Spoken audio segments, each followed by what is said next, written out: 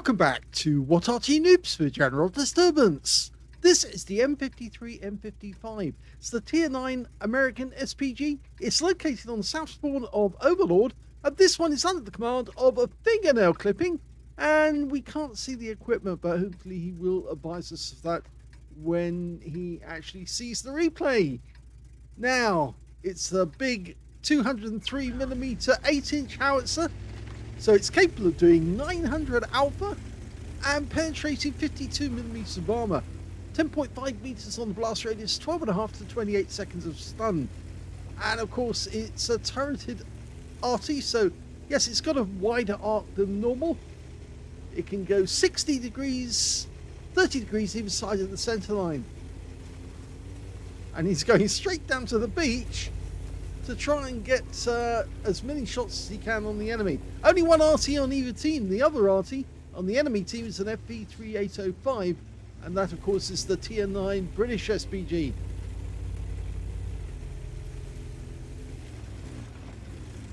Okay, good position.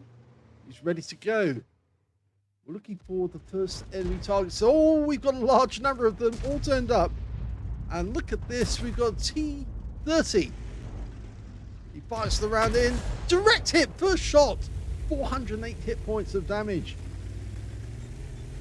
Now it's a tier 10 game with tier 8 tanks in it, so he's got plenty of opportunity to pick up XP here.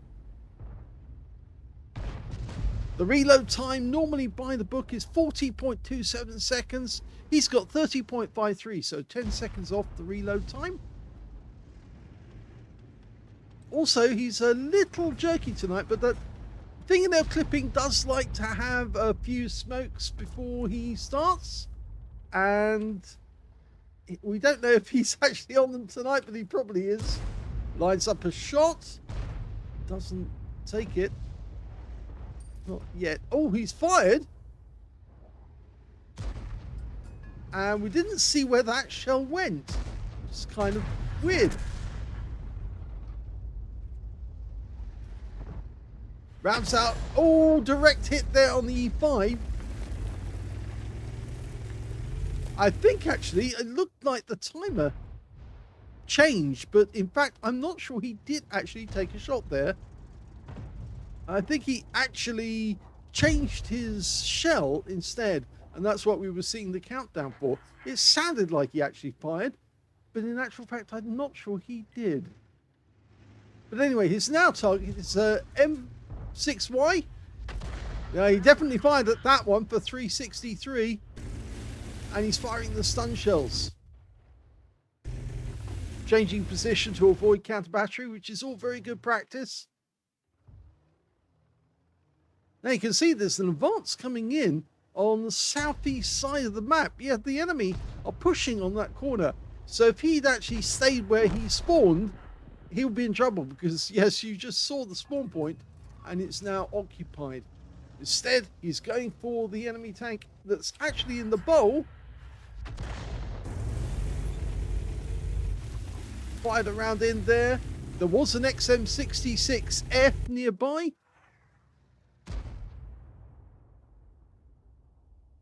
Okay, so the enemy tanks that were actually near the spawn point in the southeast corner are probably making their way along the bottom of the map at the moment and going for our enemy tanks near the chine. Okay, we're lined up on the T30, waiting for the reload, and he pulls out of the position, but there is another enemy tank. It's a DBV-152, and he gets a direct hit on that guy as well. Now he's changing his aim because there's still a big threat coming from the other side, from the north, and I think he feels that the enemy tanks that are trying to get along the bottom of the map, they've been dealt with. We're 2 up on the enemy at the moment. Now he's aiming at the right to the back of the map, and then maybe he actually spotted where the enemy Arty was. He's actually changed to the extra damage, and the shell goes in. No stun, of course, with those shells.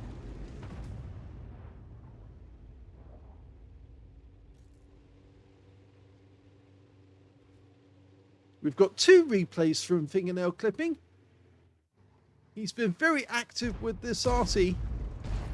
And look at the number of shells that have impacted on that T-30's turret and bounced off. It just goes to show how bouncy the design was. It was a very strong turret. Cast turret.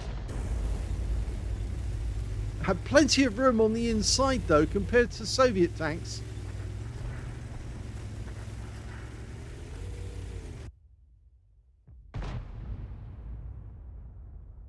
Of course, there was a number of tanks in the T-Series, not just the T-30, but there was the T-29, which is, of course, the Tier 7 heavy tank. Then there's the T-30, the T-32, and the T-34. All of them with different armament.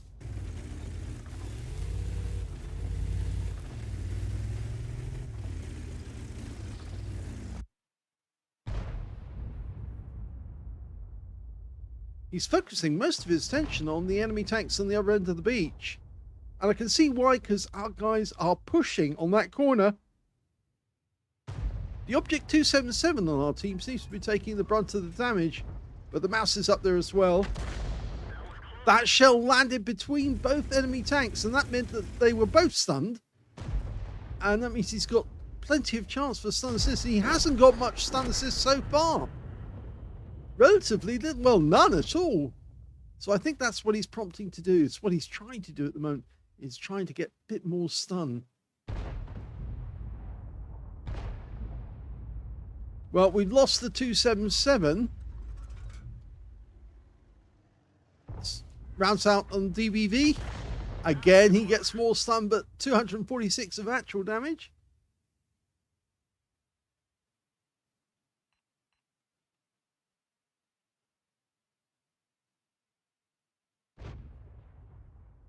Now, this Arty does have a limited number of shells.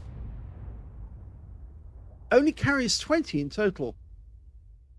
Which is kind of a pity, really, because many of these tanks, these Artys, actually would carry additional rounds in trucks. Oh, he did get the enemy Arty. He spotted where they were firing from.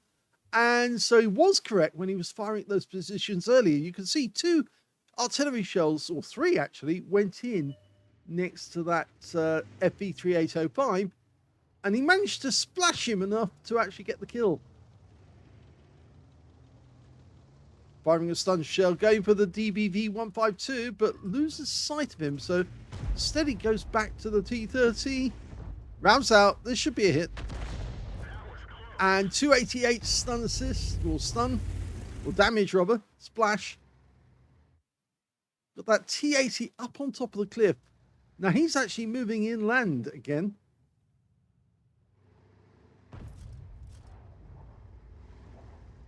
With 4 up on the enemy, they've only got 5 tanks left, and several of those tanks don't appear to be helping them at all. The T-57 Heavy is inland, the E3 and the T-30 aren't really helping, but there goes the T-30. I think he's about to go out the game. Okay, so now he's got his second kill.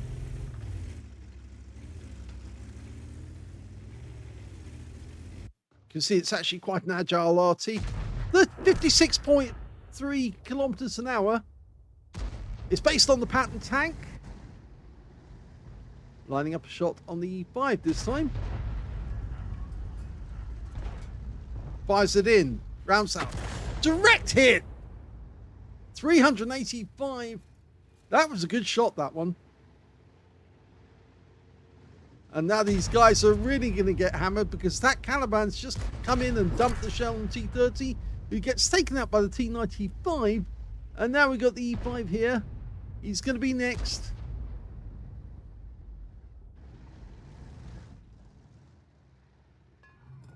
Okay, we're loaded, so ready to shoot, but he's trying to get the aim correct.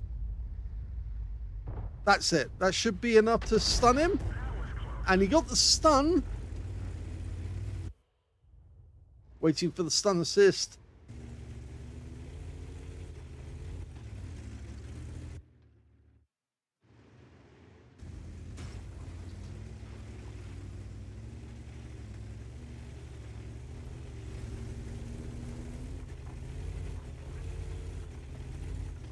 Now he's cutting the distance between him and the target. Will actually make it quicker when he fires to when the shell arrives. But by actually closing distance on the enemy, you actually make it more difficult to aim. But he's trying to get the E5, fires it up there, and yeah, unfortunately, because he was so close, the shell actually landed prematurely.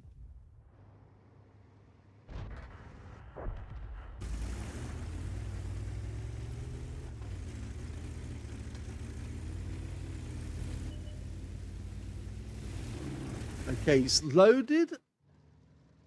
Lining up the shot. Again, it's going to be a difficult shot. He really just wants to stun the guy, but if he can get a kill, he'll take it. Oh, he got it! He got the kill! Fantastic!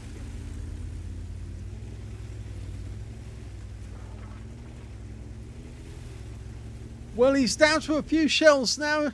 He's only got 3 left, and they're all the non-stun HE. They've got more damage, but they have to get closer to the target. 1100 alpha, 65 millimeters of pen, and it's got a 6 meter damage radius. The more experienced players will probably use the non-stun and the armor piercing because they're more confident that they can land the shell directly on the target where it's going to do the most damage, and they're not so concerned about assistance. They're more concerned about actually getting damage and picking up a hit. You can see now there's only one enemy tank left. It's a T57 heavy, the auto loader, a 4-shot 120 millimeter. He fires the shell in. We are capping at the moment. Now he'll try to get a hit on this T57. 2 shells left. He's going to try and get resets. And looks like the Borsig has been reset. He may have aimed for the tracks. Okay, we've got target. Rouse out. Just missed him.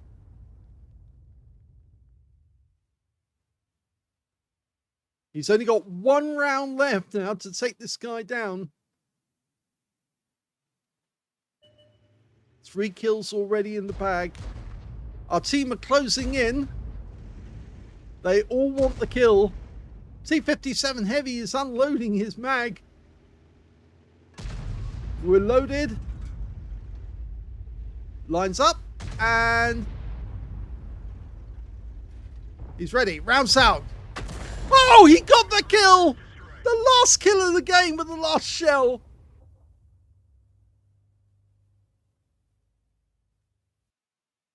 Well, that was an extraordinarily good last shell from a fingernail clipping in his M53, M55. I'm sure he feels very relaxed now. He managed to get an ace tanker out of that game, as well as a fighter badge for getting at least 4 kills. He got 4 exactly. He also got a bruiser medal for getting at least 5 critical hits. In fact, he got 13. He got a Faden's medal, a medal that not many actually do get in tanks, because it doesn't happen too often to them. It certainly happens more too often to Arty, mainly down to the fact, of course, we've got fewer shells to start with, but it also is very satisfactory when you take out the last enemy with your last round. And he got a Gauze medal for doing more damage, exceeding 8 times the hit points of his own vehicle. And that's purely an Arty award. You can't get that if you're in a tank. His win rate was 5,918, which is super unicum and quite a bit more. Let's have a look at the team score and see where he was.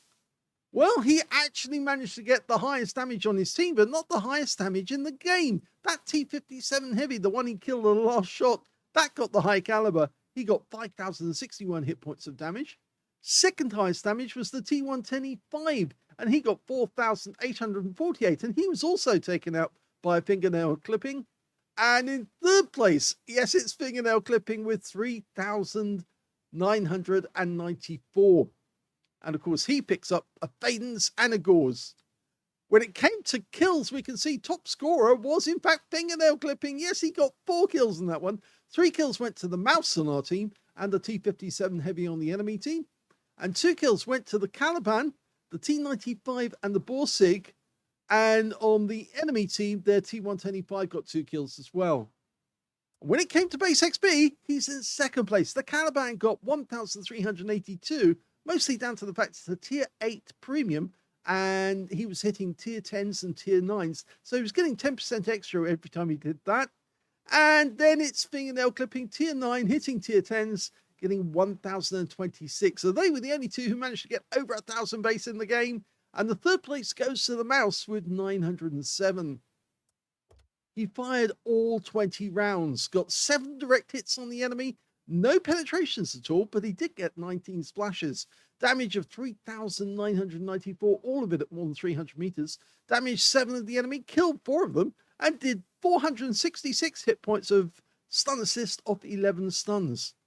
On a premium count, he actually made 57,177 credits profit from that game, including a 50,000 mission completion bonus and 3,078 experience points as well. So very good game. And it was getting late in the game as well. 12 minutes, 43 seconds. So only a couple of minutes still to go at the end of the game.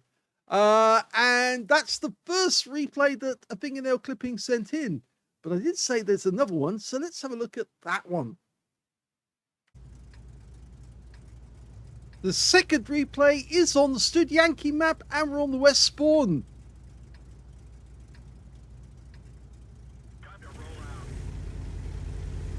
Straight back into the bush line.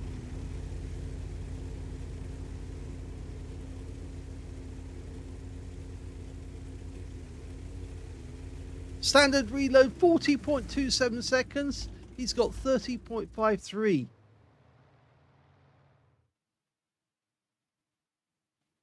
Waiting for first sight of the enemy. Normally the light tanks that go into the trench right in the middle.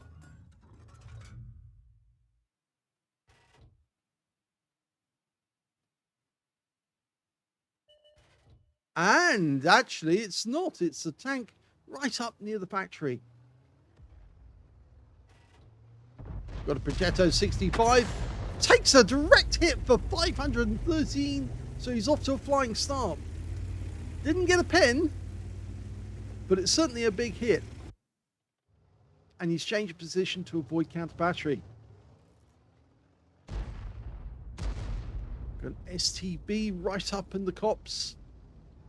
It's a tier 10 game with tier 9 tanks in it. And he's loaded, ready to go. Notice how he held down the right hand mouse key there to keep the aim on the target whilst he looks around to see what other targets are available. And the tree just went down. And again. So that's the STB. Rounds out. Direct hit again. Oh, he got a fire. The guy's burning.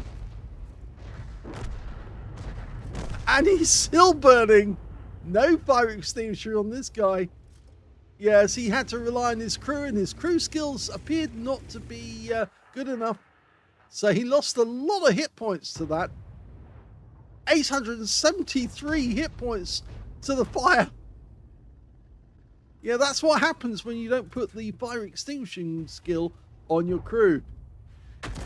And he's done it again. This time 392. So the STB-1 is now in danger of being taken out. But if you notice something, our team seem to be pushing on the south, so he's actually joining them and abandoning the cap area for the moment. There is a few enemy tanks there to defend it, the Jaegeru and the Waffenträger, so he can quite happily leave because he'll use them for spotting. Rounds out. Manages to spun both of those tanks, the T10 and the 50 TP. And he's starting to pick up the stun assist of the 50 TP. Now he's already got the communications expert up and running. That's down, right down at the bottom, you can see it there.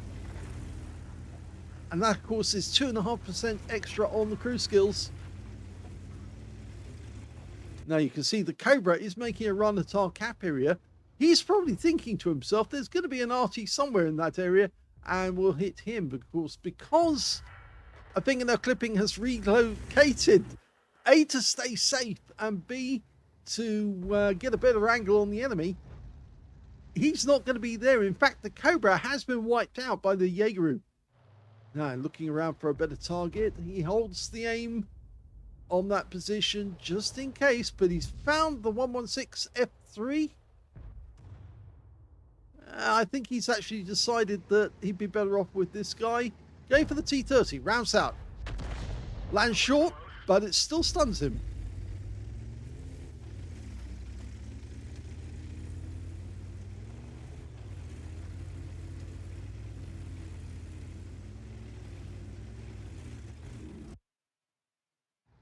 Good thing about following your teammates is they not only protect you, but you actually get a much better angle on some of the enemy tanks from down here in the south. Rounds out again. That time it was a direct hit for 340. Looks like it may have hit the tracks. That's why it didn't do so much damage. Sounded very solid though.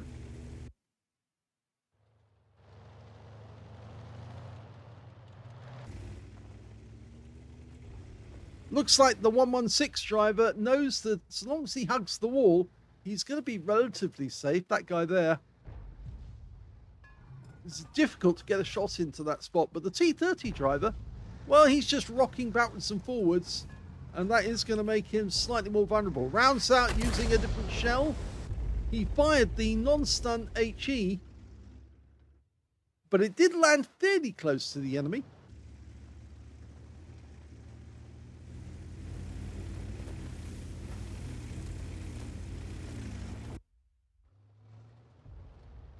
That fantastic arc on the gun from the turret. As I said, 30 degrees either side of the center line. It means that you can cover a wide angle, and even if your target moves or you change your position, you can still hit the enemy with relative low rescue bloom.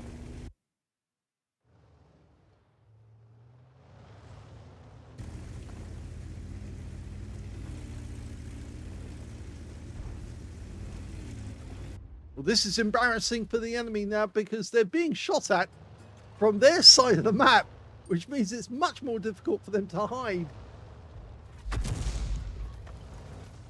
Okay, switch shells again. Went to the stun and did get some stun assists, or did he? No, he didn't actually. He did hit the 116 F3 with splash of 54.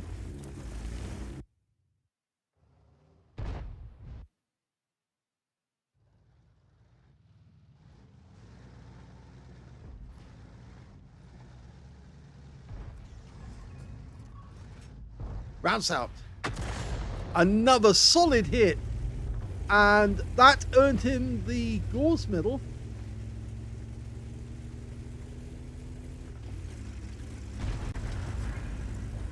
And another massive amount of stun assist as the T30 went down. So he was stunned in that shot.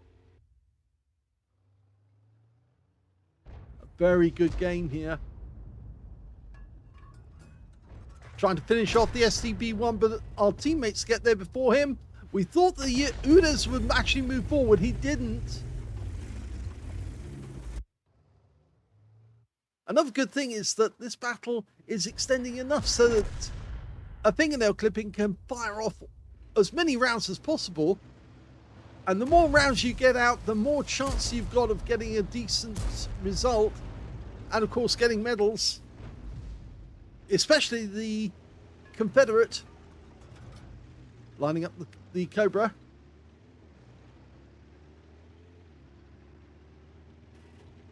Rounds out. Oh, another direct hit! What a good lead. And yes, putatively, he's got the Confederate as well. See that little asterisk there? I should have said, instead of putatively, potentially, he's got it. Only one enemy left, it's the Udas 03. He wants that one as well. Let's see if he can get it. Oh, he can't get him. Just finished the reload and the guy gets killed. Here's the end of battle stats, and that was another ace tanker game for a fingernail clipping in the M53 M55. He managed to get a bruiser medal for getting at least 5 critical hits in this game. He managed to get 15. He got a cause medal for doing more damage, exceeding 8 times the hit points of his own vehicle, and he got a Confederate for hitting more of the enemy than anyone else on his team. And his win rate from that one, 3,593. Now he's massively into trying and get his 3rd mark of excellence on this Arty. As you can see, he has 2 up already. So he's desperately trying to pump in as many rounds as he can, many games as he can with good results. And he seems to be doing rather well. Let's have a look at team score. Well, this time round, he did get the highest damage in the game, 4,107 hit points of damage, but he didn't get the high caliber because it wasn't 20% of the enemy hit pool. 4,107 is a very good score for Arty. Well, once you get to this sort of level. Second highest damage in the game was the E50M on his team, who actually got a steel wall on 3,882. And the third highest damage was the Udizo 33, the last enemy killed. He got 3,049. When it came to kills, you can see that a fingernail clipping didn't get any at all. But the top scorer was the E50M with 3 kills. 2 kills went to the Blackenviska, the Emil 2, the Jagdpanzer E100, and the E50M. Only 1 tank on the enemy team managed to get more than 1 kill, and that was the STB-1. And when it came to base XP, top scorer was a fingernail clipping, so he's got the top in 2 of the columns, just missed out on number of kills. 1,026 is the only score to go over 1,000 base. 947 went to the Blackenviska, and 942 went to the Emil 2. He fired only 12 rounds in this game, got 7 direct hits on the enemy, but none of them penetrated, but he did get 12 splash. Damage of 4,107, all of it at more than 300 meters. Damage 7 of the enemy, didn't get any kills, but he got 1,201 hit points of stun assist off 8 stuns, so he was getting more stun assist off this game by hitting the right tanks that were actually invisibly in sight of his teammates, so they could hit them whilst they were wounded. He got 50,932 credits on a free-to-play account. Got 40,000 of those from the a mission completion event, and 1,026 base XP in this one as well. So yes, a good score overall. And this one, well, it was only halfway through the game, but he was still racking up massive damage on the enemy. So 2 ace tanker games for a fingernail clipping in the M53, M55. I'm expecting sooner or later we're going to see a 3rd mark game, and that's going to be very interesting. Hope you enjoyed both of these 3 plays. If you did, please give this video a like, and thank you for watching.